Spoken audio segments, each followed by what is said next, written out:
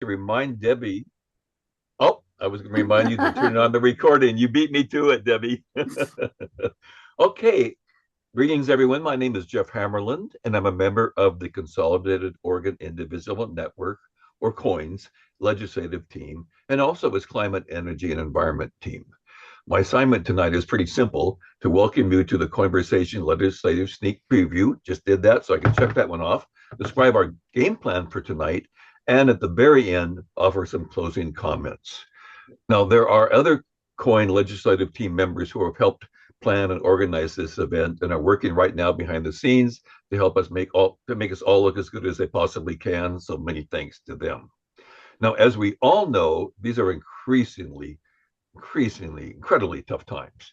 And while our focus tonight is on Oregon's 35-day long short session that begins on February 2nd, which, by the way, is next Monday, it is important to take a moment to reflect on how vital it is for us to stand up and stand together against the deplorable actions that have been happening nationally and locally under the guidance of President Trump and his team. Last night, my wife and I joined over 65,000 people on a webinar called Eyes on Ice, Document and Record. And we learned from highly qualified people from the ACLU, Indivisible, the National Labor's Organizing Network, immigrants' rights groups, and others about such topics as our rights, but also the recommended best practices when documenting and recording law enforcement encounters. Best practices to resist effectively. Very powerful stuff.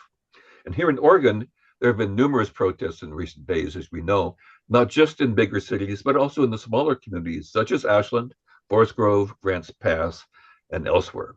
And I'm pleased to see that Governor Tina Kotek plans to respond with legislation during the short session on topics such as placing limits on masked law enforcement and allowing lawsuits against federal agents. You can read about these and other topics in the updated COIN newsletter, now called the COIN Chronicle. Just go to our COIN website and you can sign up. Okay, so here's our plan for tonight. We have 6 amazing guest speakers. I will list them in the order that they will speak. Each speaker will have 8 minutes for opening comments, which will leave 2 minutes for each to respond to 1 or 2 of your questions. We have already received a bunch of questions from some of you who have registered, but you can also submit specific questions for each speaker during using the chat function. And that chat function will you can still submit questions, but you will not be able to see all the chats after we get started here so that we can not provide more confusion to the speakers, but you can still submit questions. We are blessed to have a moderator extraordinaire who's already on the call, the amazing Laura Allen with Indivisible Group North Coast Progressive Action, who I will hand the virtual talking stick to in just about 3 minutes. After our amazing segment, our speaker segment of the evening is done, we will want to stick around. You're going to want to stick around because another amazing woman, Cheryl Conroy, also here already, a vital member of our legislative team, will offer some training links and tips on best practices for being the most effective citizen lobbyist possible. And then I'm going to end with a quick thank you at the end. It will be done by about 8 p.m. So here are the guest speakers. We're going to start with one of our favorite climate and progressive champions, Senator Jeff Golden, representing Senate District number 3 in the Medford-Ashland area. I believe Jeff will focus perhaps most, if not all, of his comments on the Make Polluters Pay bill. We're then going to turn to another of our champions, Rep. Mark Gamba, representing House District 41 in the Milwaukee area. I believe Mark will be discussing legislation to help us, what I'm calling defanging the kicker and related topics that currently leave us virtually no rainy day fund for situations like we have now. Then we're going to turn to Danielle Mosier, the Wildlife Program Manager at Oregon Wild. She's going to talk about the 1% for Wildlife bill. And then we're going to turn to Ethan Crow, Associate Director of Policy Organizing at ACLU Oregon. And Ethan will use his 8 minutes to talk about another critical subject, the Law Enforcement Invisibility Act. We will then move on to Sienna Caskey, is that pronounced correctly, Sienna? With Food for All Oregon and Oregon Food Bank on yet another vital subject, anti-hunger legislation. And last but certainly not least, we will hear from my friend Rick Conroy, the Public Policy Director at the Ecumenical Ministries of Oregon, on another important topic, legislation to provide food security and other critical support for our immigrant neighbors who, let's face it, are the most vulnerable of our residents. Now, of course, there's many other bills we could focus on, and the COIN legislative team will address many of them. And you can learn more about our website and our approach from Cheryl a little bit later. You're welcome to join us. In fact, we encourage you to join us. We can always use more volunteers. And if you're interested, please leave your email in the chat and someone will get back to you. Now it's time to turn my talking stick, the virtual talking stick at least, to my friend Laura. Take it away, Thank you, Laura. Jeff. Thank you, Jeff. I want to welcome back to COIN Senator Jeff Golden, who, as Jeff said, represents Oregon's 3rd Senate District. Senator, tell us about the Make Polluters Pay legislation you hope to pass this session. Oh, I'm so glad you asked. Thank you. Thank you, Jeff, for organizing this and for bringing our focus again to the immediate emergency inflicted on us by Washington. That's going to take a lot of our energy in the short session to strengthen the resistance in collaboration with other state legislators. But 8 minutes goes pretty fast, so let me jump into Make Polluters Pay, also known as Climate Superfund. As I looked on the screen at a lot of the squares, I know a lot of people not only know about this bill, but have invested quite a bit of time into it. We introduced it last year, had a fantastic hearing. Some of the folks here spoke there or attended there. It met that goal of raising the profile and raising the awareness because this is kind of a light bulb goes on issue when people think about this, who may not be all that attached to climate politics. They go, yeah, let's talk about fairness here. And it's among other things, a movement building vehicle, but it did not pass last year. After that hearing, the chair did not move the bill through committee, saying very frankly, I see a lot of headaches and legislation ahead for Oregon with this, and Oregon's got enough problems on its plate as it does, and that's still a point of resistance. But since that time, a lot has happened. And there's wind in our sails and wind in our face, both at the same time. An amazing movement. We had a good movement last year that many of you, MCAT and others, were involved with.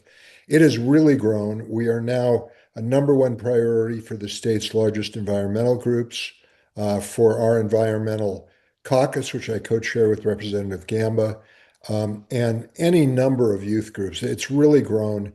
And it's timely in a way that it wasn't as obviously timely last year, in that one of the crises that all legislators are hearing about are skyrocketing insurance premiums and utility bills. So, one of the ways we frame the argument this year is there are these enormous costs for recovery, reconstruction, still from the 2020 fires and other fires, and for mitigation, risk reduction going forward to keep our communities from burning to the ground. So there aren't a lot of choices of who's going to pay for that. If you say no to this, if you say no to the notion that this industry that knew what the ultimate impacts of their product would be, pretty much roughly predicted where we are now, made so much money for so many years, denying the truth about that, and therefore holding back our development of energy alternatives for so many years, and is still as profitable as it is, has profited so mightily from fossil fuels.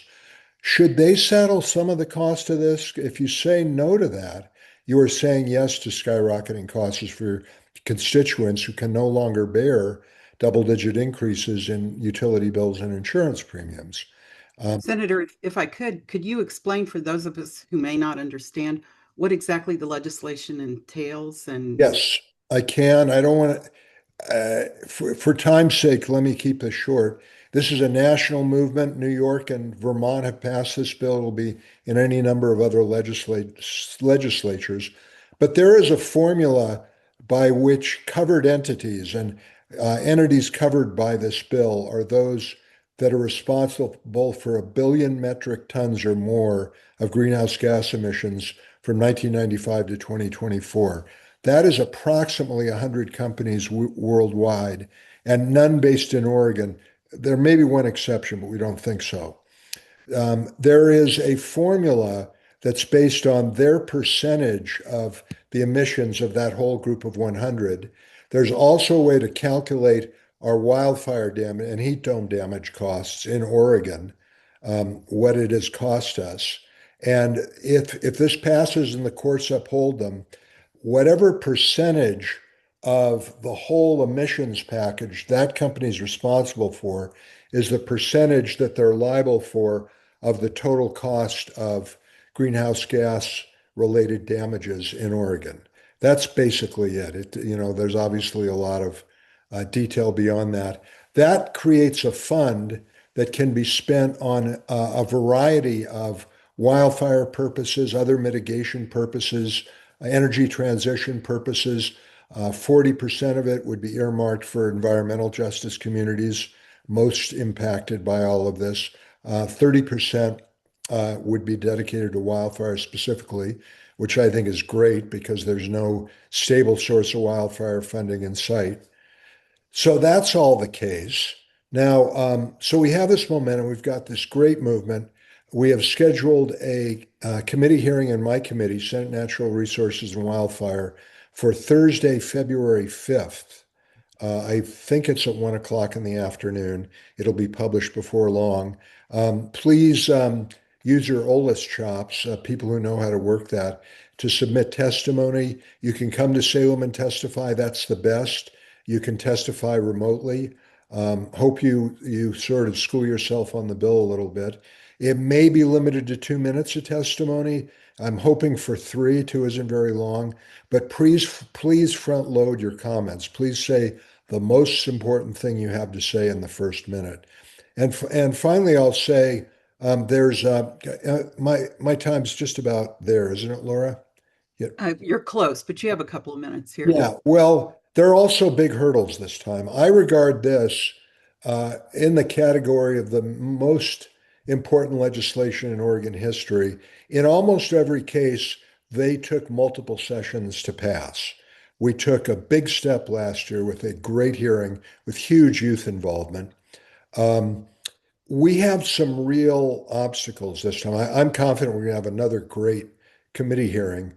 One thing, a very big thing, is our budget situation. There is no way to stand up what this bill calls for. There's work for the agencies in this bill that will cost money. Any bill that costs money for any new project at all has a very steep uphill climb this session. We've already been told that by the Ways and Means folks. We know that, and we're trying to keep the dollar figure down, but it's rough. The other thing is that there's a number, obviously there are legislators who oppose this, though I'll say in New York and Vermont, there were Republican votes, not a lot, but it was bipartisan because you got, officials saying, how are we going to pay for this stuff? So that it is a growing movement. This will happen someday. Nobody quite knows the day. But of those who are somewhat open to the idea, there's an attitude that we should wait because the federal government, the Trump administration, is trying so hard to pass legislation that would immunize from all liability all fossil fuel companies, basically kill any bill like this anywhere. Nobody's quite sure what's going to happen with that. But I have colleagues who say, rather than go to the trouble and spend the money, could we let the other states kind of run point on this and see what the courts say before we do it? And that's going to be a little bit hard to overcome. So I don't know quite where this is going. I have a lot of confidence it can get through my committee, but it's got a lot of steps after that. There is one more climate bill that I'll wait on to respect your schedule. And if there's time, I'd like to bring up, I think, a great idea for weatherizing homes that are losing so much energy and costing their tenants or owners so much money. Thank you. We have a couple of minutes. Why don't you talk about that bill? This is called the inclusive utility investment idea. And you may have heard of it before. It has a lot of different versions. But right now, still a low-hanging fruit in our climate struggle is trying to make efficient the tens of thousands of really inefficient, energy inefficient homes in the state, usually owned or lived in by lower income folks. They don't have the capital to weatherize. State doesn't with grants. Utilities don't do that anymore with grants as they used to.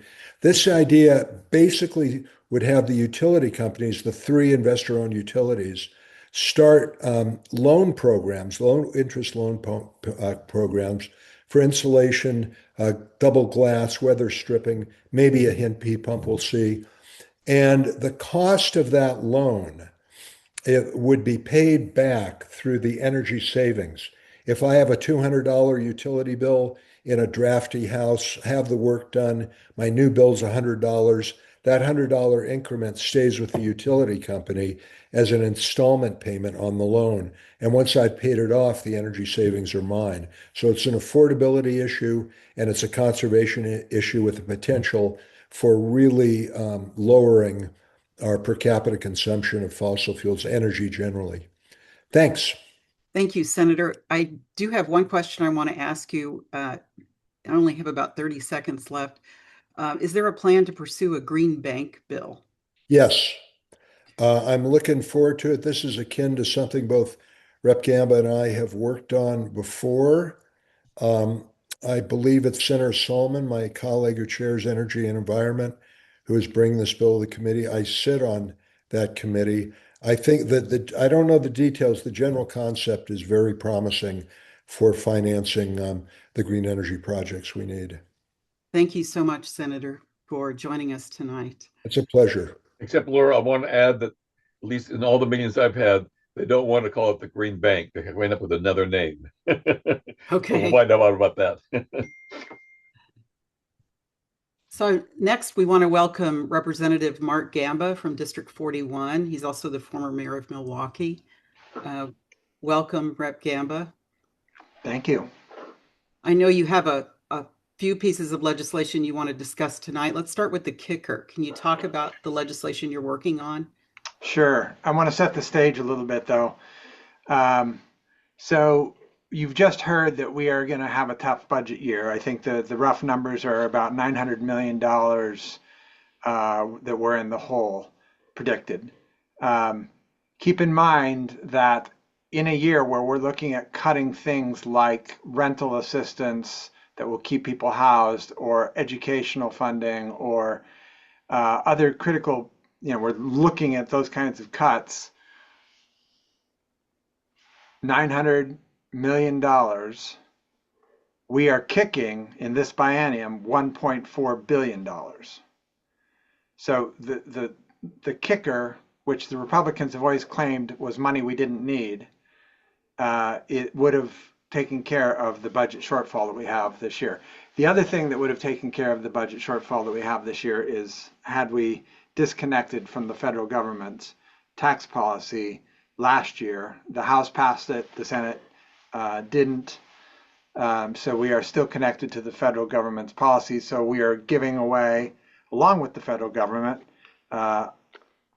roughly $1 billion to giant corporations and very wealthy people, predominantly. There's a few tiny little things in the federal tax program that might benefit working folks. So that's this year. And then going even to the 30,000-foot level, Oregon has the most broken revenue system in the country of any of the states in the country. Most states have a three-legged stool. They have property tax, they have income tax, they have sales tax. We, in our infinite wisdom, we've chosen not to have a sales tax, which is a very big deal. We don't recognize that because we don't have it, but California pays for about half of their transportation costs through a sales tax. Then in the early 90s, we cut one of those legs off at the knees with measures 5 and 50, which artificially limits property taxes to 3% a year, and only on years when property values are going up by more than 3%. Why that matters to the state is that the schools used to be funded almost entirely out of property tax. As of last year, when we passed the $11.1 billion budget for the schools, we were well north of 65% of the state's school fund coming directly out of the general fund, which means less money for mental health care, less money for housing, less money for all the things that we rank so low on. So the bill that I'm bringing this year solves the last problem, because all of that wasn't stupid enough. We passed a thing called the kicker, which has the state's economists guessing what our income will be 2 years hence. And if they're off by more than 2%, everything above that number kicks back to taxpayers. most of it, again, going to the wealthiest Oregonians. This year is a very obvious example of why it's not about what the state needs or doesn't need. It's simply about the economist's ability to guess right. 2 years ago, we kicked $5.6 billion, and that same year we bonded $1 billion for the interstate bridge, which will end up costing the state another $500 million in interest and fees. So what my bill does is it goes upstream in the process, and it has it looks at how the state economist works. And the state economist gathers all this information from Wall Street, from interest rates, business in Oregon, all these things, and they gather all this and they do these calculations, and they get to a point where they can say, okay, we're pretty sure it's not going to be more than X, and we're also pretty sure it's not going to be less than Y. And then they always give us a kicker number that's pretty close to the low end of that spectrum. So we almost always kick. We have, I think, 8 or 10 of the last 10 biennia. So what my bill says is now you're going to give us two numbers. The official kicker number will be the high end estimate, the optimistic estimate, and you will give the legislature your low end estimate, your worry estimate, and we will budget to that. So we'll budget to your worry, and then that should preserve most of the money that would otherwise kick. So what can that money be spent for? Three things. It can be spent to reduce debt. So think about the unfunded PERS obligations we have with cities, with school districts, counties, fire departments, all of those. It can be used to avoid debt. So instead of getting a bond for $1 billion for the interstate bridge, we could have written a check for $1 billion for the interstate bridge and not paid all those interest rates. And then the third thing is something that Jeff touched on, which is emergencies. So a couple of years ago, we had to come in special session to pay for the massive fire costs that we had that year. It could be used for that. Let's say we had a housing emergency. I don't know that could happen, but it could happen. It's happening. We could put maybe $1 billion or $2 billion one-time funding into solving the housing crisis. It could be used for climate. So there are a lot of really powerful things that we could do with one-time funding that would be left over from this process. Could it be used to help make up funds that were cut by Trump and the Republicans in the HR 1 budget bill? Yeah, absolutely. Yep.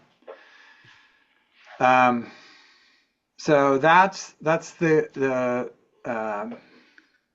Revenue Forecast Modernization Act is the name of that bill. So please come in and support that, particularly with leadership, particularly in the Senate. Make them understand it, and please help us make them pass it. This is, if there was ever a year we were going to be able to pull that off, this is this year. What do you see are some of the issues that you'll have in getting this bill passed? Honestly, bluntly, the rich people in the legislature will not want to lose out on those big checks that they get back. Is there somewhere people can go to get more information about this bill? That's an excellent question. I would be happy to send you a one-pager, and then you guys could distribute it. That would be very helpful. Okay. Somebody please send me an email and remind me to do that. Okay. I wanted to follow up on, you mentioned delinking or decoupling the Oregon tax code from some changes in the federal tax code. Could you talk about that and your plan? Yeah, so right now that's hotly debated. That same group of people that are going to be opposed to the kicker bill are also opposed to decoupling. There's a plan currently between the two revenue chairs that would decouple about $300 million. As I've said before, we're close to a $900 million hole. So that's only about a third of the way there. If we could decouple, sorry, I set a timer for myself. If we could decouple from a couple other issues, which are tax breaks for giant corporations offshore that we do collect taxes from because they operate here, but it has nothing to do with Oregon corporations predominantly. That would bring in about another $200 to $300 million. But so far, we've had a hard time getting that into the bill. But that's the ongoing fight right now is A, whether we'll decouple at all, and B, how much we'll decouple. Would you also be able to send us information or talking points on this bill as well? Yes. Actually, interestingly, a constituent wrote up one of the most concise discussions of this issue that I've seen in the state, much better than I could have done. I will find that and forward that as well to you. Thank you. We have just a few, really 30 seconds left, but I want to give you a chance to talk about transportation funding. Yeah, so as you know, we're looking at a vote to reverse the tiny little Band-Aid bill that we finally passed in a special session just to keep ODOT functioning and the transit agencies functioning. We expect that to go down, or we expect it to pass, and therefore reverse our tax increase. I have to tell you, Oregon, our transportation system has been radically underfunded for decades. In 2017, the last time they passed a package, they knew that just to get us back up to where we were maintaining our roads and our bridges on some kind of a sane schedule, we needed to raise the gas tax 70 cents, 70 cents, and they raised it a dime. And they added a whole bunch of projects for ODOT to do.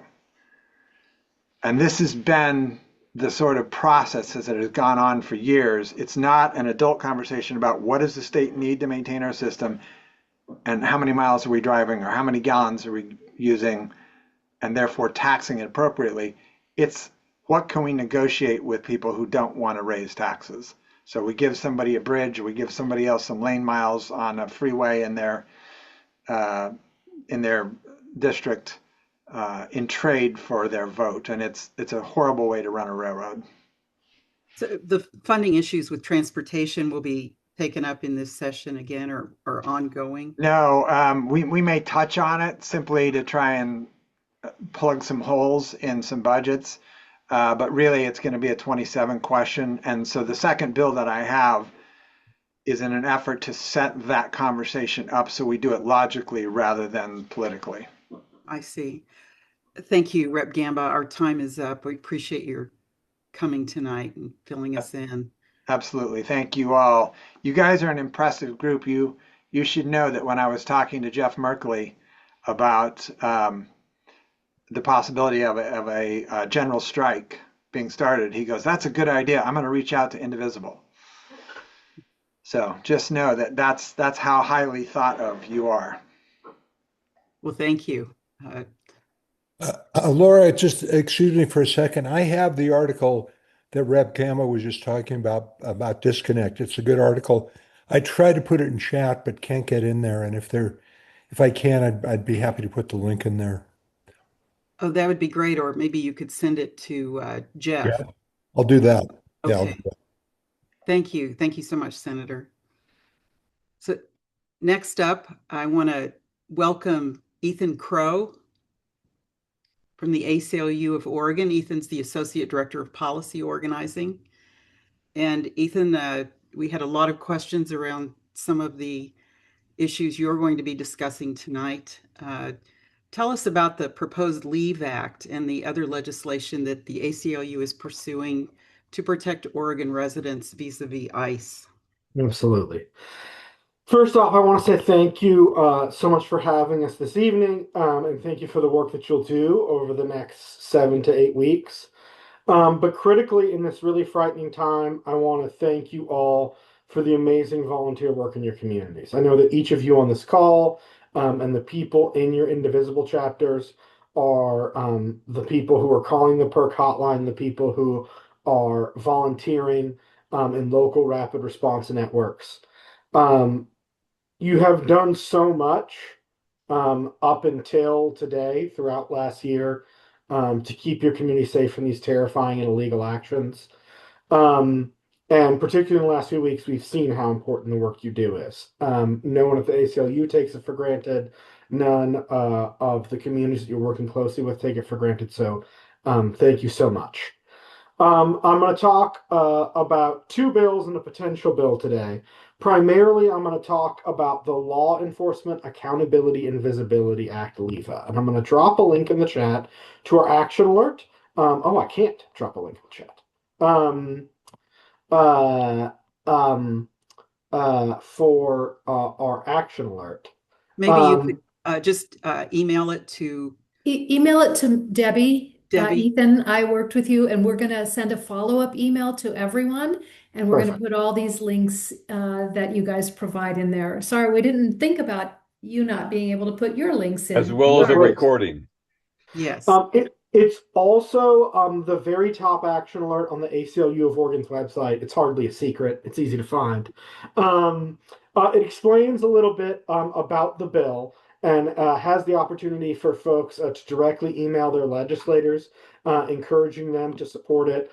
In short, we know right now that mass law enforcement agents, often with no identification, are making it difficult for the public to know who is in our neighborhoods, what they're doing, and whether their actions are lawful. And it's difficult for the public to know if mass operatives are actual government agents at all, or simply impersonators. The Law Enforcement Accountability and Visibility Act, LEVA, addresses the important public safety issue of mass law enforcement and protects Oregonians from potential law enforcement abuses in additional ways. I want to talk a little bit about what the bill does. You all are smart watchers of the legislature. You understand that there are amendments. This is the bill as initially proposed. There could be potential changes over the next few weeks, but the bill as initially proposed expands existing laws around law enforcement identification and bans masking by all law enforcement officers operating across Oregon, barring certain rare exceptions. It creates a non-criminal tool for local and state law enforcement to investigate people who may be impersonating a law enforcement officer. And it draws clear lines between state and local and federal operations and provides for transparency when there's cooperation between different jurisdictions. So this ensures that where there is cooperation with the federal government, we know exactly what's happening. And that no discriminatory actions or attacks on free speech are occurring. It does this by increasing public transparency into federal joint task forces, which means joint operations between local and state law enforcement and federal law enforcement. That's the main bill I want to talk about, LEVA. I also want to briefly mention another bill that could potentially be heard next week along with LEVA, which is House Bill 4088. The Strengthening Patient and Provider Privacy Act. And what this does is fortify protections for patients and healthcare providers against federal and out-of-state attacks on lawful healthcare in Oregon, including reproductive healthcare. I had been talking about examples from 2025, but twice in this calendar year, in the less than a month in 2026, first Louisiana and now Texas have attempted to go after healthcare providers for providing legal reproductive health care in their states. House Bill 4088 would strengthen protections for professionals providing services in Oregon that are legal in Oregon for being attacked by the federal government or from other states. We don't yet have an action alert link about 4088. But we'll have that for you soon. Last but not least, and then I know I have until 7:10, and I want to leave time for questions. We're working closely with Senator Floyd Brzezinski from Eugene in a work group on a potential bill that would add regulations around the use of automatic license plate readers in Oregon, ALPRs. You all have probably heard of it most commonly in discussions of flock cameras. Flock is only one of the vendors in that market, but they're the most infamous one. So it's often referred to as the flock bill, but it would apply to all automatic license plate reader companies. Really excellent indications from that work group. We're going to wait until we see a final bill to determine the ACLU of Oregon's position on the bill. But it's been a pleasure working with the senator, and we're cautiously optimistic about where all that will land, and would likely ask for your all support on that bill as well. So again, I know I have until 7:10 and want to leave time for questions. Thank you so much, Ethan. I wanted to ask you about Representative McDonald's bill, the Safeguarding Students and Families. Is the ACLU involved in that, and could you comment on that bill? We certainly support that bill. We're a small but mighty team, so we've chosen 3 top priorities. We absolutely support that bill and encourage you all to support it, but it's not one of the top bills that we're working on. All of these bills have gotten a lot of key support from leadership, but all of them are very complicated. There's going to be school districts and universities with very detailed questions about how to implement a bill like that. I was just in a conversation overhearing some of the ways that they're working to make sure that bill can pass. We can't take anything for granted. We know the legislature wants to take action to push back against the federal government, but no bill is easy. So we strongly encourage you all to support that bill, even if it's not one of our core focuses. All right. What can we do to help you pass these bills? I was able to pop into the chat. Thanks so much for opening that up. The action alert link for LEVA. So please email your legislators, encourage folks in your networks to email their legislators about this bill. As soon as hearings are posted for next week, we'll make sure you all are among the first to know. So please submit testimony.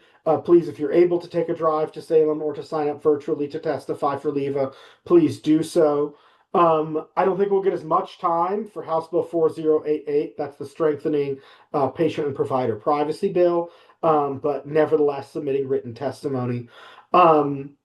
Legislators, thanks so much to Senator Golden and Representative Gamba for being here tonight. They're in a tough situation with a budget crisis and strong headwinds against them. So they can use all the support they can get, even as they're battling hard to pass these challenging pieces of legislation. I just have about 30 seconds. I wanted to ask you a follow-up. You mentioned the flock vendors, the bill directed at automatic license plate readers. Is there any other legislation you're aware of or that's in the works to limit surveillance otherwise of the public by law enforcement or protect our private data from the government? Data, yes. Surveillance, no. The only bill I'm aware of, and we haven't seen all the bills. They'll drop Right. on our list likely towards the end of this week.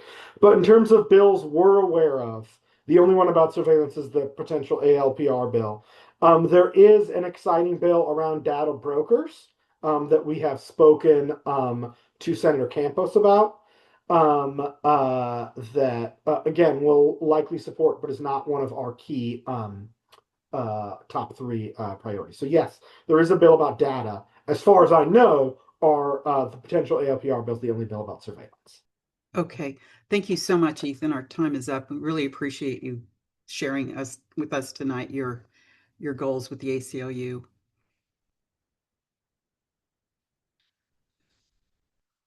All right. Next, I'd like to welcome Danielle Mosier, who's a lifelong conservationist and Oregon Wild's Wildlife Program Manager. And Danielle, I understand you're here to talk about the 1.25% for wildlife bill, HB 4134. Yes. And I do have slides. Oh, there we are. Great. Right on cue. Amazing. I figured it's better to look at pictures of wildlife than look at me. So, great. If you could start it as a slideshow, that would be great. Amazing. Thank you so much. Well, as Laura said, my name is Danielle Moser, and I am the Wildlife Program Manager for Oregon Wild, which is a state-based conservation organization that works to protect our wildlands, wildlife, and waters. So I'm excited to talk to you about this legislation. Next slide, please. So like any legislation, we only introduce things and work to pass things to solve a problem.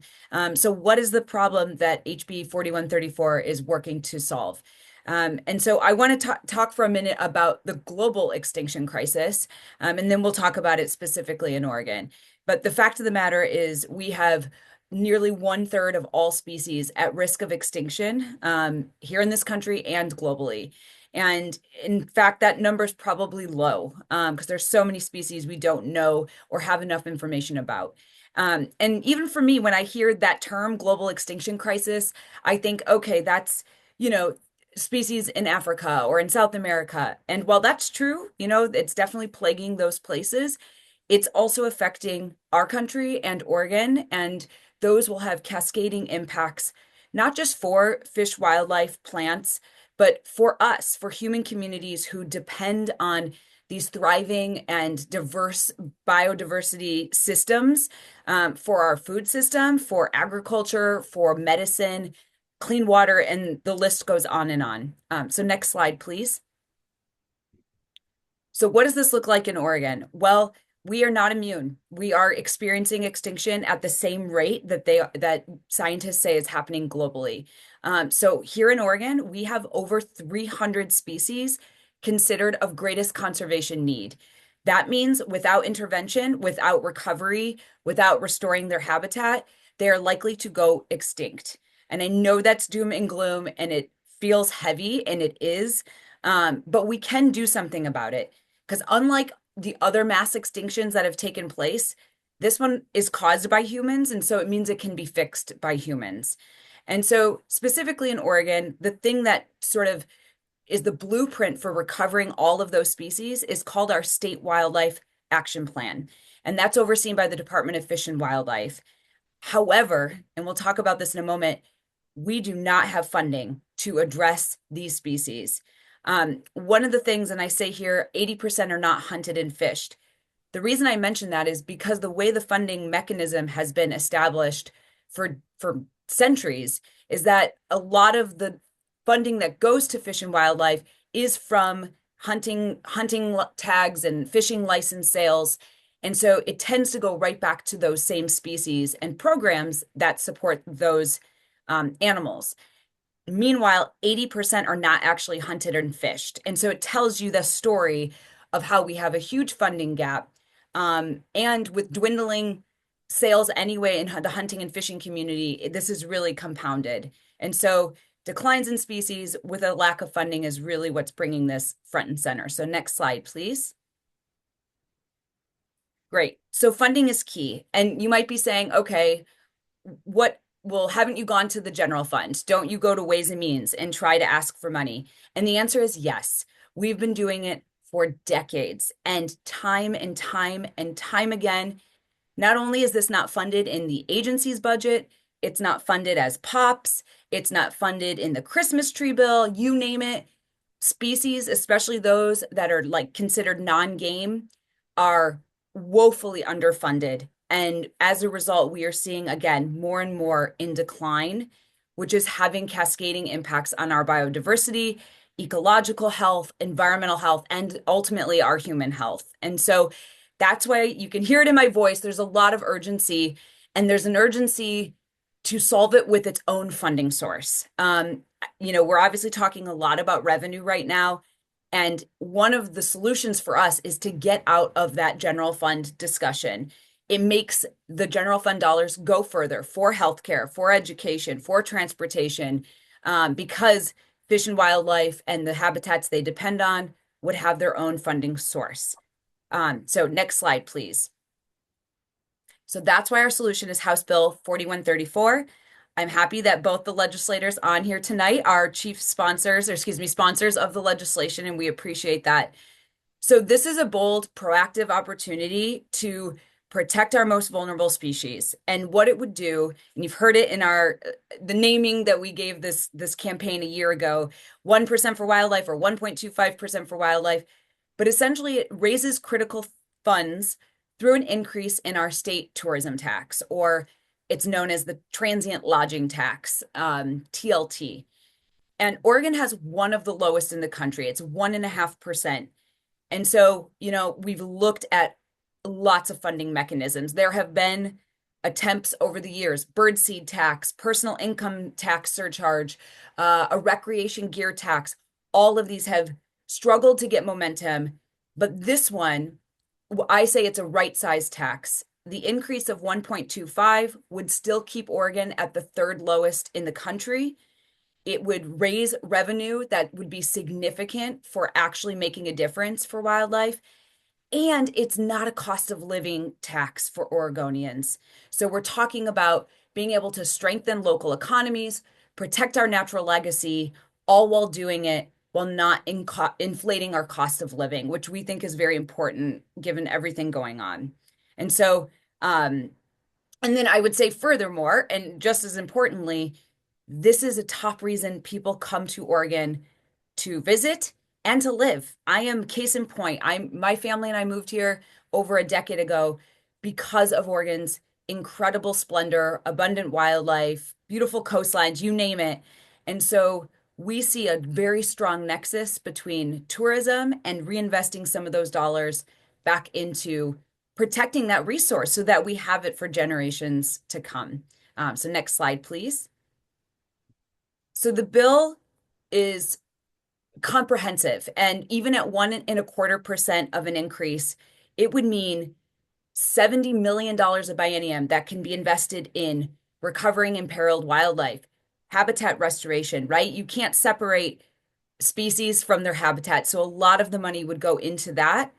Connectivity, invasive species response, anti-poaching, wildlife risk reduction, and community resilience through the Oregon Conservation Corps, wildlife stewardship, and money for ranchers to implement non-lethal measures and be compensated if they experience losses due to wolves. And so for this bill, it includes a lot, and that's why it has such strong bipartisan support. It has support from urban communities, rural communities, over 70 organizations, over 100 businesses, hunters, anglers, conservationists, agricultural organizations are signing on in support. So the moment is now to pass it. Next slide, and we'll talk about how we're going to do that. So how can you help? One, if you want more information, I know I had to be really fast, but go to our website, 1percentforwildlife.org. This is our campaign website. You can RSVP for our Action Day, a big event on February 11th to show our support for our state's wildlife. And like you've heard from other folks, submitting written testimony when our hearing goes live, writing and calling your legislator, and if there are town halls, showing up and asking a question. Recently, folks attended one in Bend, and I heard Rep. Emerson Levy said, I've heard more about this bill than any other bill this session. So I think we're winning that grassroots outreach effort, which we're going to keep doing. So that's what I've got, and happy to answer questions you may have. And I think my last slide is my email. If folks want to email me and ask specific questions, I'm happy to help. Oh, and there's me with my kids in nature, as I like to do.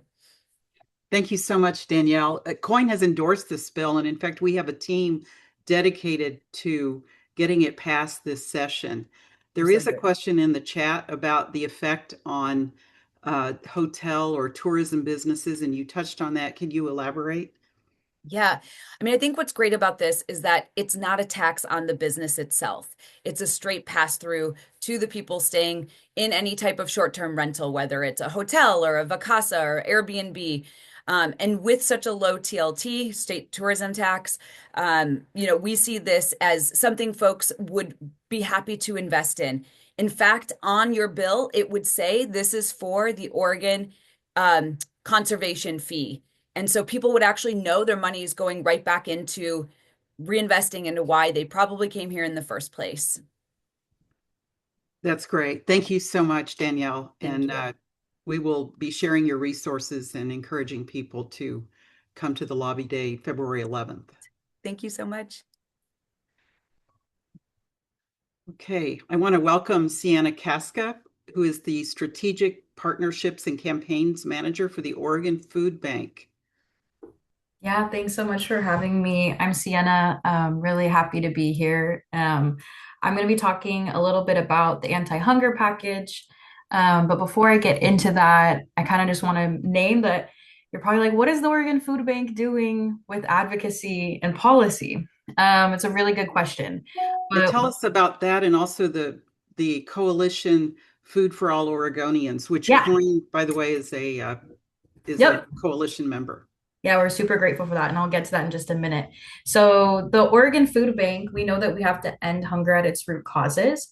And so the way that we do that is through the Food for All Oregonians campaign and our advocacy efforts. So I do have some slides open. So when those get up, you'll have a visual to add to this. But the Food for All Oregonians campaign is a food justice and immigrant rights coalition. We have about over 200 organizations that are involved in the campaign.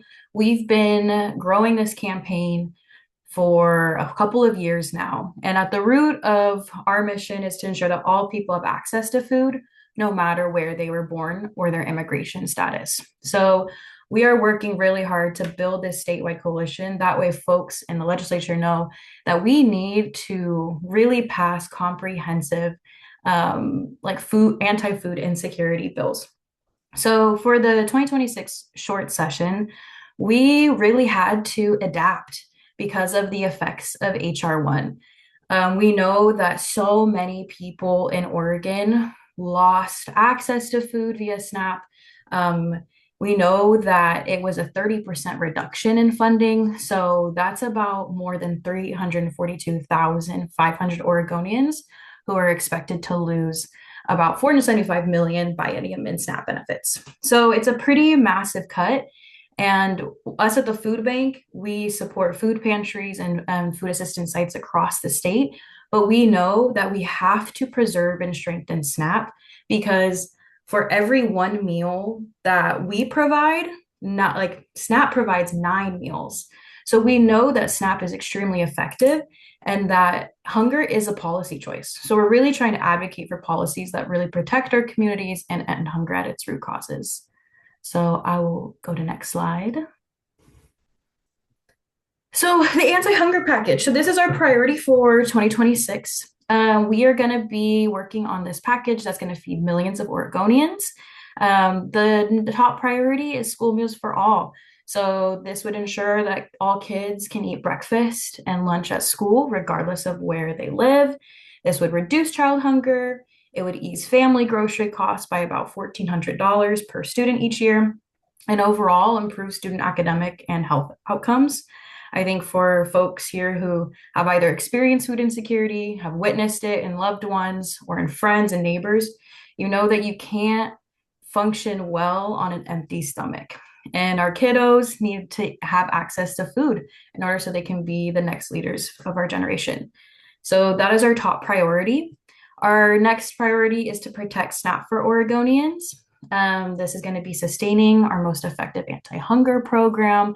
So we really want to protect the 770,000 plus Oregonians who rely on SNAP to feed their families.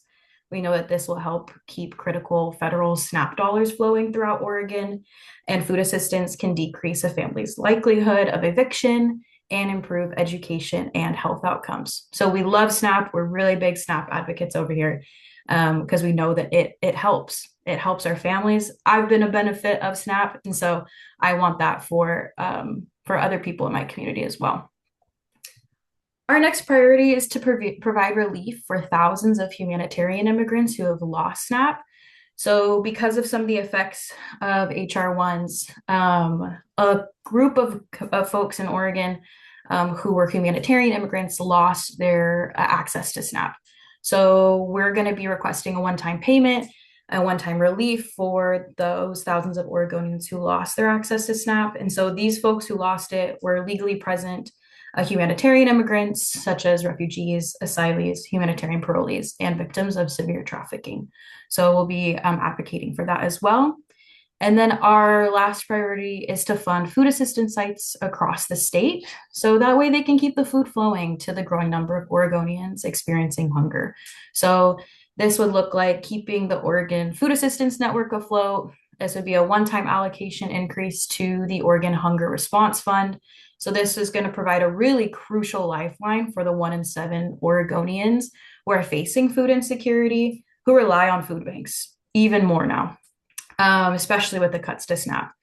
Because we alone at the food bank, we cannot provide the amount of food for people in this state. We are seeing an increase at food assistance sites each year, and it's dramatically increasing, which is why we need this comprehensive anti-hunger package passed. So that's a little bit about the anti-hunger package. I think I might have a next slide, but I do have a way for you to take action today. I'll actually drop it in the chat because it's a little bit easier to access currently than looking at all of that on this page. But if you all go to that link, you will be able to email your legislator right now and saying that we need to pass the anti-hunger package. This will be really helpful, especially as we head into session. That way legislators are already aware that this is an important piece of legislation that we need to pass. We also have handouts and the toolkits that Food for All Oregonians has prepared, and we'll be distributing those as well to people who attended tonight and to any groups who are interested. So thank you for all your work on this.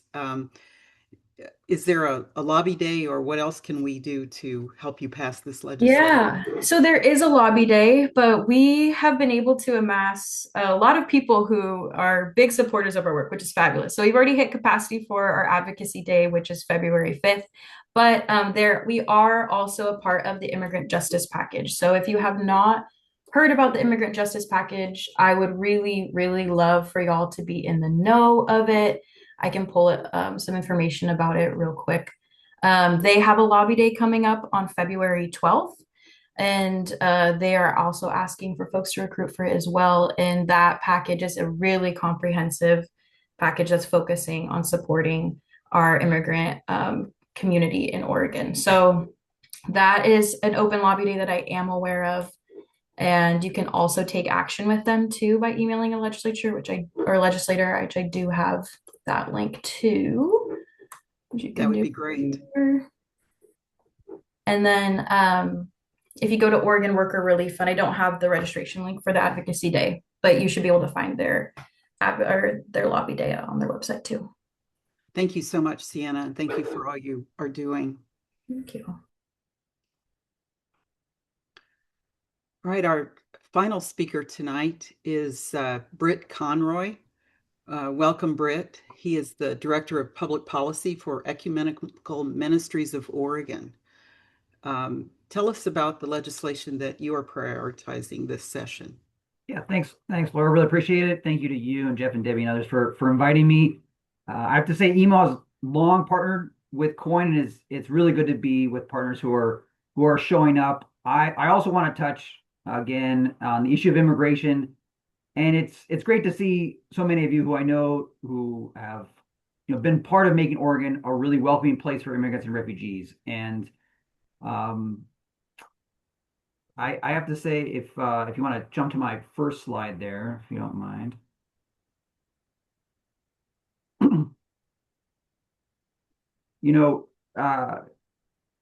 This is just such an awful moment in the history of our country, right? On the streets of America, we're seeing two things, really. We're seeing a morally bankrupt federal administration, and we're seeing, what makes our country great, which is people standing up for each other. And here locally, there is broken glass all over our communities.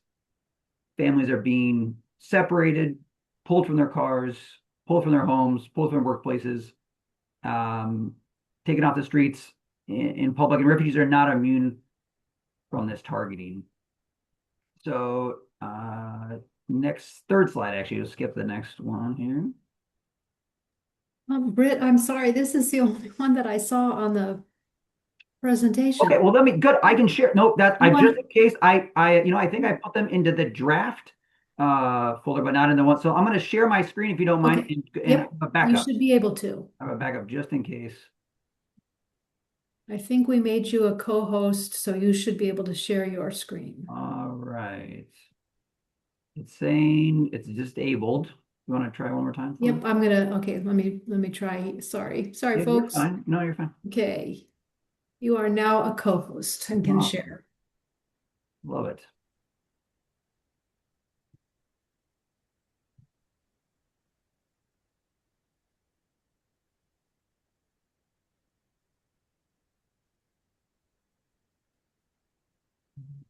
It's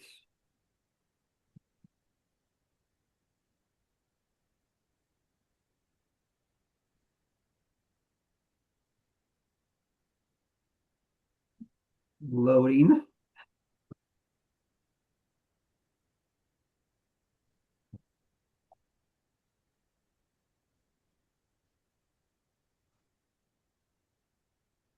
I think I froze. Everybody's frozen, so I'm thinking I froze as well. I can still hear you. Okay. Yes. Well, and what do you see in front of you, if I may? You see maybe my first slide? No, just a blank screen. Oh, So. of course. Of course. All right, let me try.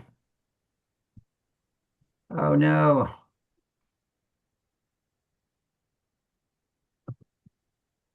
Okay, Britt, I see you did add some slides after I quit checking, so I'm gonna oh, there you go. Now we see it. Do you see something there? Yeah, I was Yes. gonna say if it didn't work for you, I found them so I could share too. Okay, Looks like they're up now, Britt. great. That's great. Let me see what.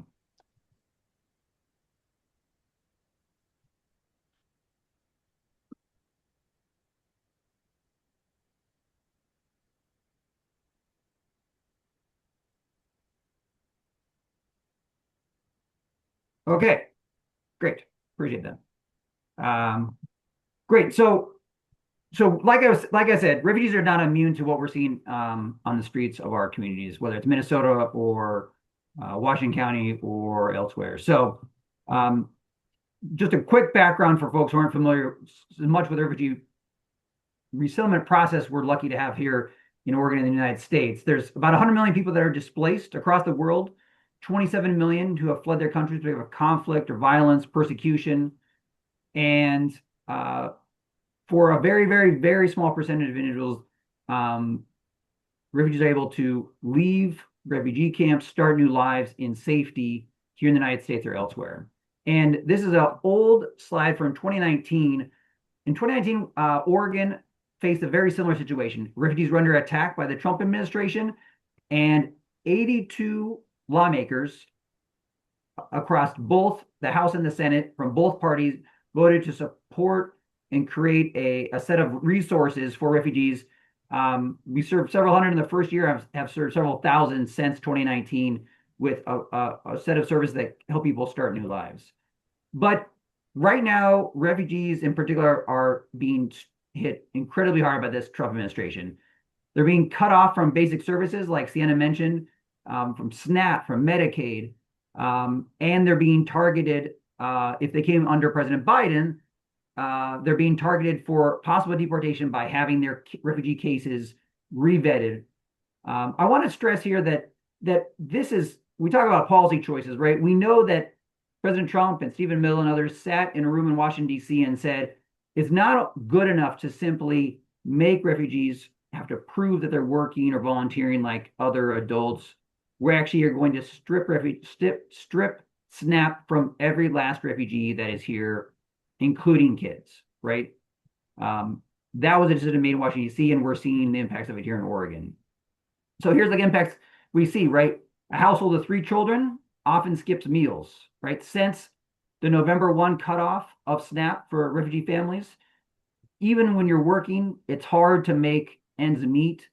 And pantries like the one we operate and like the ones Sienna talked about just cannot fill the gap. We have refugee families that are coming to our organization, others saying they're eating just 1 meal a day because they've been cut off from SNAP. And if they choose to put their limited dollars toward food, then they can't afford legal assistance or school supplies or the rent, right? This is really harming refugees to the tune of $400 or more every single month for a family. But it's worse than that. We've heard about ICE pulling people from cars and the violence on our streets. What's happening in the refugee community is that this revetting has started, and it started in Minnesota, grabbing people who are refugees from in front of refugee supporting nonprofits, for example, going to those offices, asking who's a refugee, taking over 100 in Minnesota and flying them to Texas before they start asking questions. Those that they do release and aren't processing for deportation have just been left on the street in Texas, left to find their own way home, back to Minnesota. Okay. So here's what we need to do. We need Oregon to pass what we're calling the refugee disconnect, which is if the federal government is denying supports for refugees, then Oregon needs to make sure our law does not automatically deny refugees state supports. That's a fix we have to make in law. And then we're asking, as Sienna talked about, a $3.5 million one-time emergency request to keep these families stabilized until they can get back on SNAP and other pieces. Hopefully my fiber will join us here in a second. join our conversation. So here's the hunger response request that Sina talked about. We're so proud to work with Oregon Food Bank and several coalitions on this work. It's again a one-time support for 3,200 lawfully present immigrants and refugees who have lost SNAP because of the decisions.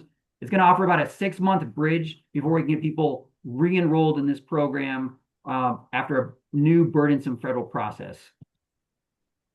So to take action on this, we'll send this around, but you can scan this QR code and sign up for EMO's action alerts, and this will be one of the things that we'll touch on in the weeks ahead during short session. The second issue, we talked about people being detained, flown to Texas. We're asking Congress to take action, and this separate QR code will take you to our national partner at RCUSA that will help you deliver a message to your member of Congress and our U.S. senators to prioritize defending refugees in this moment. So really appreciate your interest and happy to answer any questions. Britt, thank you so much for the additional detail on the anti-hunger package and the immigration package that Sienna talked about as well. Are you having a lobby day, or are there any other efforts coming up that we should be aware of? Yeah, thanks, Laura. Yeah, we're really driving people to the Food for All Lobby Day and the Immigrant Rights Package Lobby Day.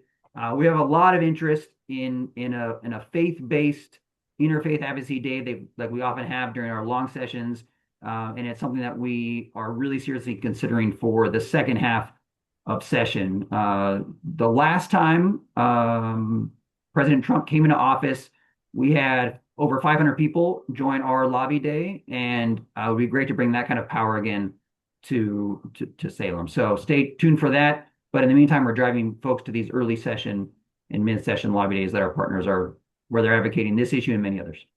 Thank you, Britt. We'll be disseminating information about those to our members and those who attended tonight. Thank you so much for joining us. We really appreciate it. Super appreciate you all. And I see is there a question from Ryan or for me or? Yeah, it was for you. Yeah. You're specifically with the ACLU of Oregon? No, thank you very much. Yeah, so Ethan, who was with us before, is with ACLU of Oregon, who's been a great partner on these efforts. I'm with a group called Ecumenical Ministries of Oregon. EMO we operate several anti-poverty programs across the state and are an association of about 750 places of worship, interfaith partners statewide. Okay, because I was gonna ask if you guys had any plans for focusing any of the policy regarding ICE on kind of some of the surveillance methods that are being used between private companies as contracts with local and federal law enforcement, but it sounds like that's more of a question for the ACLU team. So yep. I can put it in the chat. We're proud supporters of their work on that. Yep. Cool. Thanks so much, Britt. And thanks, Ryan, for your question. If you put it in the chat, we'll get it to Ethan to try to get an answer for you. So it's time now to talk about what next steps we can all take during this legislative session. And Cheryl Conway, a leader of the COIN legislative team, is here to talk with us about that. Well, I won't go so far as to say leader, but good evening. My name is Cheryl Conway. If you've had a lot of experience pushing legislation and wandering through the OLS website, you're not going to learn much of anything you don't already know tonight. So you could feel free to wander off and enjoy the rest of your evening. If you are inexperienced but want to know how to affect change in state policy, this presentation is for you. My job is to share with you the many ways, large and small, you can help. Many of those were already mentioned tonight. And please don't worry about taking notes. This presentation is being recorded. We will send you the link to the recording as well as the slides for anyone who's registered. So I just ask that you listen with the idea that maybe one of these actions will speak to you. Now, we had some great speakers tonight, that's for sure. It's kind of hard to follow those people, but why did they take the time to show up tonight to talk to us? They know they can't pass good legislation alone. They know that we can help. And then why did you show up tonight? You want to stay informed, and I think you might be interested in making a difference.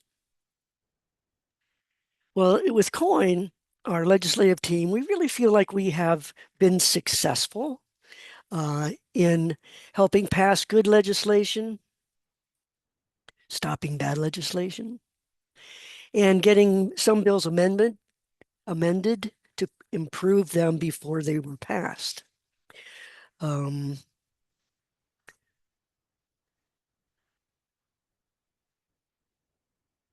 These actions we take make a difference. They matter. And you took action tonight.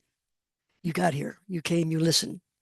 So we're going to ask you to take at least one more action. This is our ask for tonight.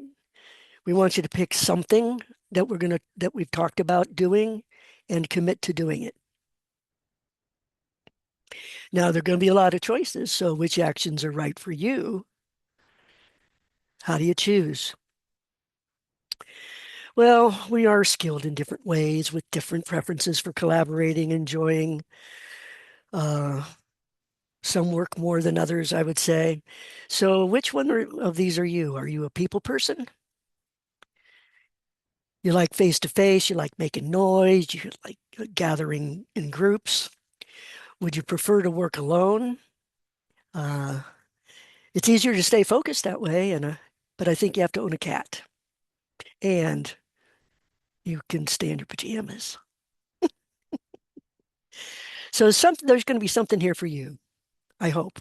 And I'm going to mention 10 actions tonight. The first thing you can do, you've already heard a zillion times, call.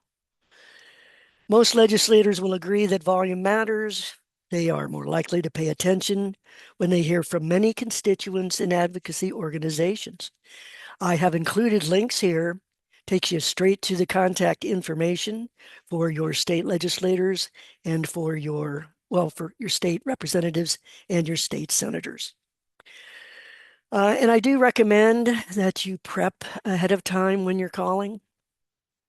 The first time I ever called a legislator, I was calling my state senator, and I thought, it's a little nervous about it. So I'll make sure I call when I just have to leave a voicemail message and I won't have to talk to anybody. So I called on a Sunday afternoon and Senator Betsy Johnson answered the phone. And for those of you who know her, she can be intimidating. And certainly I was intimidated. I had not prepped well enough, and I don't think I got my message across as well as I could have. So again, I can't stress enough to not only prep, but write it down. What's nice about that is then you can send them those comments via email. You can modify those and turn it in as a letter to the editor for your local newspaper. So there's 3 actions right there. In your message, you do want to make sure you tell them how you feel about the bill. If possible, share a personal story. Tell them what you want. How do you want them to vote? You want them to vote for or against. And then it's nice if you volunteer to give back a little bit for what you're asking for them. You can offer your support for what they might be doing elsewhere. Another option you've heard about tonight, attend the lobby day. It's a great way to meet your legislators. I've got 3 that I happen to notice were coming up. We have one from MCAT, which is the Metro Climate Action Team. We have one from ACLU. We have one from the Oregon League of Conservation Voters. And you can watch announcements from COIN in our newsletter and from the newsletters you get from your other advocacy groups. Now, you don't have to be a Superman, have superpowers to meet up with your legislator. Most of them are nice. We had our first COIN lobby day last session, and you can see that you don't have to go alone.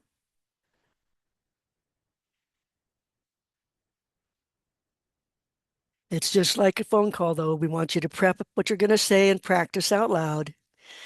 Most of the people who came to our lobby day who had not been to one before really enjoyed their experience and said they were willing to do it again, that it was a very positive experience for them. And the best part might be meeting a celebrity. You can meet, and one of the times I was down there, I got to actually touch Cesar the Drama Llama. If you just want to follow a few bills, here's what you can do. You can use our COIN legislative team webpage. It is a very valuable resource. I will tell you a little more about that in a minute. You can learn the basics of OLS. It is an incredibly informative website, and there is training available. You can attend a legislative team meeting or two and listen, watch, and learn. There's our contact information. You can watch public hearings live or a recorded video. Hearing from both sides of an issue can certainly add clarity. I know that myself that I've changed my thoughts on bills in the past after watching some of these sessions. You can submit your own testimony, as they mentioned earlier tonight, live or in writing. We often provide talking points on our webpage to help you prepare your testimony. You can drive down to Salem, but you have to register ahead of time in order to do that. Here's a screenshot from a page on OLS where people have submitted their written testimony. And of course, I'm getting lost in my pages here. Here we go.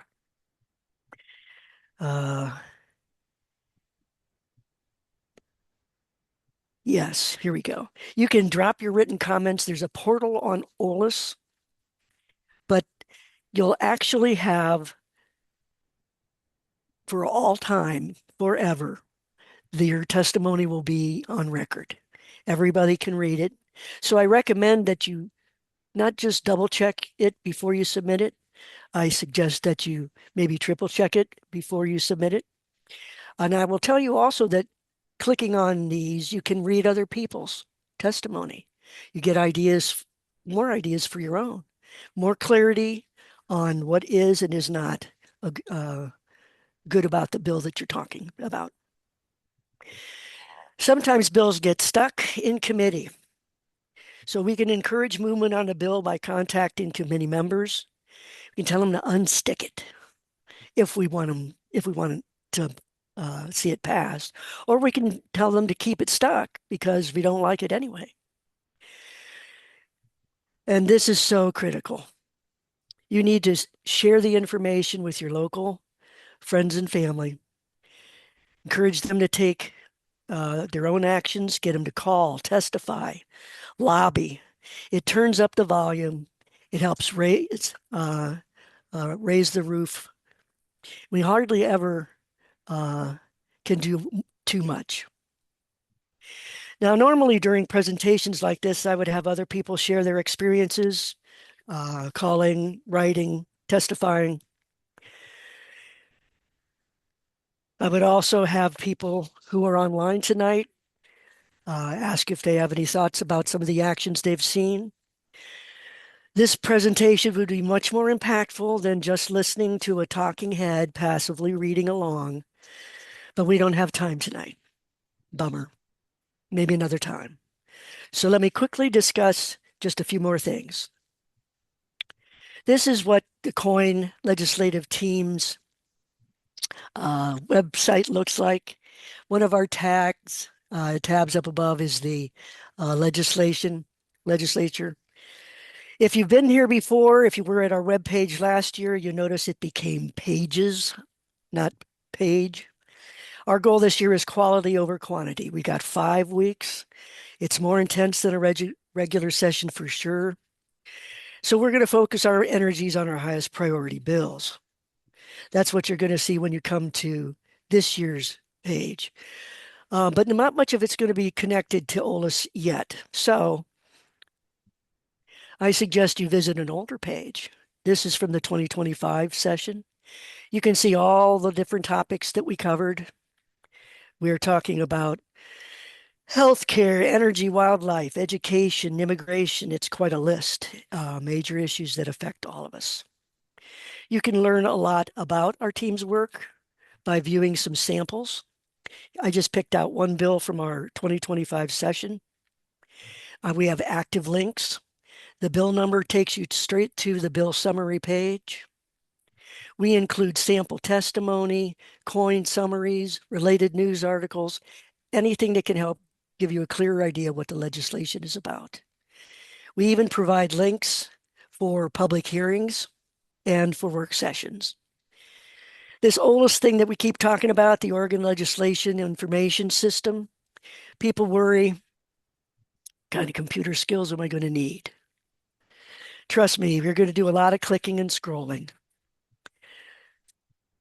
It's like when you visit any website for the first time. You click on links, you click on menus, you explore. If you get too far in the weeds, you go back to the home page and you try again.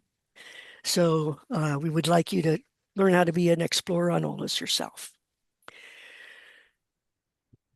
We'll always be there and we can help. We're going to ask you to be willing to click on links. We've got some helpful video tutorials. I have the document listed here and it'll be provided again for you later. And the last thing, the last action, join the team. Becoming a member of the COIN legislative team is some of the most rewarding work of your activist life. At least I think so. And when you come, no commitment required. No work is required. New legislative team members aren't expected to know about OLAS. We're still learning ourselves, so we understand for sure. So find out if it's right for you. We make a difference that can be felt at the local level. Especially now, we need strong state policy to blunt the effects of the current federal policies. So please use any motivation you're feeling right now and make a commitment. Did any of this sound like it was for you? If you want, you could enter your choice in the list, in the chat. Whether you enter a choice or not, please do choose to help.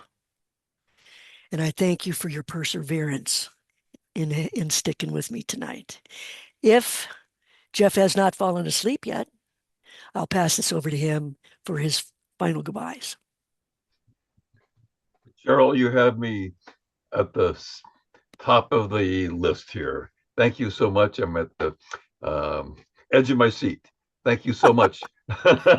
So we are getting to close up here. We're 4 minutes to 8 o'clock, so we're staying on time. I'm amazed. I'm delighted.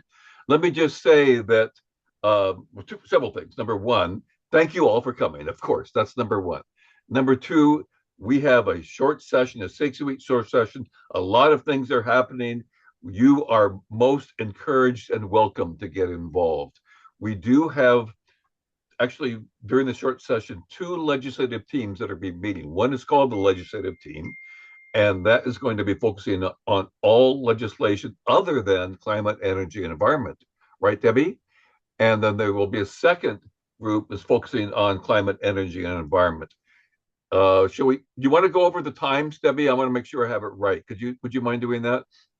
Well, the climate, energy, environment team Sundays. is, why don't we just tell people that if they want more information to email COIN, I'll drop that email in the chat again, and then we can send them information if they're interested in helping if they're interested in helping follow and track some legislation with us. Well, I'm hoping we will send that with the follow-up information. That'll be awesome. We do have a Sunday for the climate, energy, environment team, and I think it's Mondays for the everything else team. And we are a great group, aren't we? We are a great group. You learn a lot. One of the things I learned about, because I'm deeply involved in the climate, energy, and environment stuff, but I get to learn about so many other topics. I get to learn about what Dan Meek is doing with campaign finance reform, which we'd love to hear about. He's so much going on there. There's so many things I learned about that I knew virtually nothing about a few hours before that meeting, and it's just tremendously valuable. And we do make a difference, as some of our legislators have said. They know about COIN. COIN matters. We are relevant to these legislators. They as Jeff Merkley said, let's bring up Indivisible. Let's check in with Indivisible. So you can have so much more power if you work in a group than as an individual. Finally, let's see. Thank you all very much. Yes, indeed, we want to keep you in the loop. We think I've learned so much here tonight. I can't believe how much I've learned. I want to send the recording that we're going to get to a whole bunch of people that, for example, there were 400 people who were involved in a meeting the very same time as this one on the Make Polluters Pay legislation. They couldn't be at two places. I was supposed to be at two places at once. I'm not very good at being two places at once, especially not at 75. So they've asked me to send them the recording of this, and I'm going to send it to some of our other groups as well. So once you get these recordings, if you can think of other people who might benefit from this, feel free to share it with them as well. And with that, I think it's 8 o'clock. So I'm going to thank you all very much. Have a wonderful evening. You've inspired me. All of our guest speakers have inspired me. Your questions have inspired me. And I'm ready to rock and roll. So come join us. Take care.